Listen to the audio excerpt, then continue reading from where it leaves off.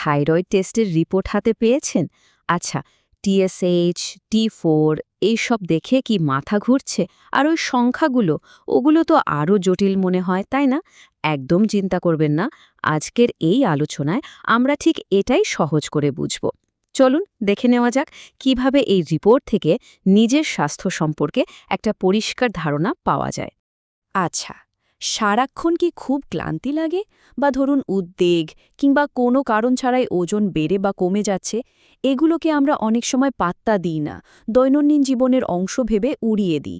কিন্তু এগুলো হয়তো শরীরের ভেতর থেকে আসা একটা সংকেত হতে পারে, আর সেই কারণটা হতে পারে থাইরয়েড। তো চলুন একদম গোড়া থেকে শুরু করা যাক।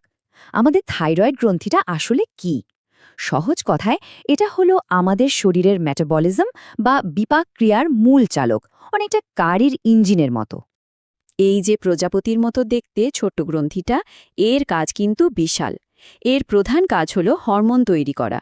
আর এই হরমোনগুলোই ঠিক করে দেয় শরীর কিভাবে শক্তি ব্যবহার করবে, শরীরকে গরম রাখে, আর আমাদের মস্তিষ্ক, হৃৎপিণ্ড সহ অন্যান্য অঙ্গপ্রত্যঙ্গকে সচল রাখতে সাহায্য করে। শরীর কিন্তু এক অসাধারণ উপায়ে এই থাইরয়েড হরমোন নিয়ন্ত্রণ করে। পুরো সিস্টেমটা অনেকটা একটা স্মার্ট থার্মোস্ট্যাটের মতো কাজ করে, যা ঘরের তাপমাত্রা একদম নিখুঁতভাবে নিয়ন্ত্রণ করতে পারে। প্রথমে আসি TSH এর কথায়। এটাই হলো সেই মূল সংকেত বা সিগন্যাল। আমাদের মস্তিষ্কের পিটিউটারি গ্রন্থি, যেটা কিনা ওই স্মার্ট থার্মোস্ট্যাটের মতো, সে শরীরের প্রয়োজনটা বোঝে, আর সেই অনুযায়ী TSH পাঠিয়ে থাইরয়েডকে বলে, এবার কাজ শুরু করো বা এবার একটু থামো। আর T4 হল সেই থার্মোস্ট্যাটের নির্দেশে চলা ফার্নেসের মতো, যা আসল কাজটা করে। TSH এর সিগন্যাল পেয়ে থাইরয়েড এই T4 হরমোন তৈরি করে। এটাই আমাদের শরীরের বিপাক ক্রিয়াকে চালায়। পুরো প্রক্রিয়াটা কিন্তু দারুণ বুদ্ধিমান। দেখুন, পিটুইটারি গ্রন্থি TSH পাঠালো, আর থাইরয়েড তার জবাবে T4 তৈরি করল। যখন রক্তের T4 এর মাত্রা একদম ঠিকঠাক জায়গায় পৌঁছে যায়, তখন পিটুইটারি গ্রন্থি TSH পাঠানো কমিয়ে দেয়। ঠিক যেমন ঘরটা যথেষ্ট গরম হয়ে গেলে থার্মোস্ট্যাট নিজে থেকেই বন্ধ হয়ে যায়, এভাবেই আমাদের শরীরে হরমোনের একটা সুন্দর ভারসাম্য বজায় থাকে।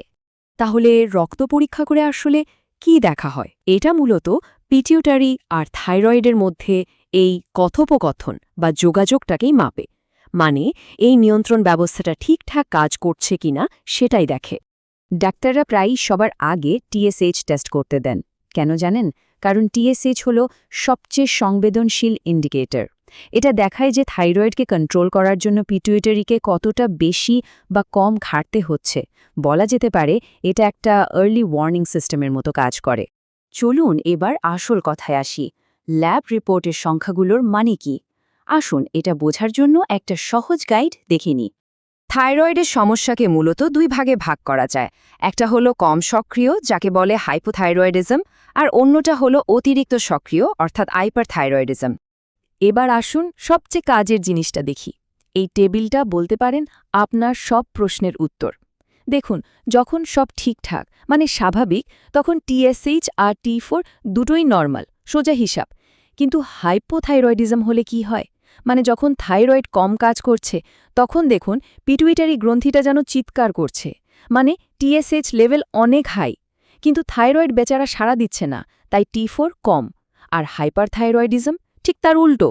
T4 এত বেশি যে পিটুইটারি প্রায় হাল ছেড়ে দিয়েছে, TSH পাঠানোই বন্ধ করে দিয়েছে প্রায়। আর শেষে একটা ইন্টারেস্টিং ব্যাপার দেখুন, সাবক্লিনিক্যাল হাইপোথাইরয়েডিজম।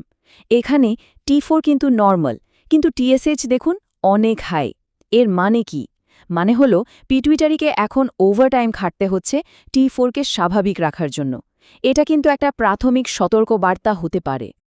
কিন্তু একটা প্রশ্ন থেকে যায়, টেস্টের ফলাফল কি সবসময় 100% সঠিক হয়? একটা খুব সাধারণ কিন্তু গুরুত্বপূর্ণ বিষয় আছে, যা অনেক সময়ই চোখ এড়িয়ে যায় আর ভুল রোগ নির্ণয়ের কারণ হয়ে দাঁড়াতে পারে। একটা গবেষণায় যে তথ্যটা উঠে এসেছে, সেটা শুনলে অবাক হবেন।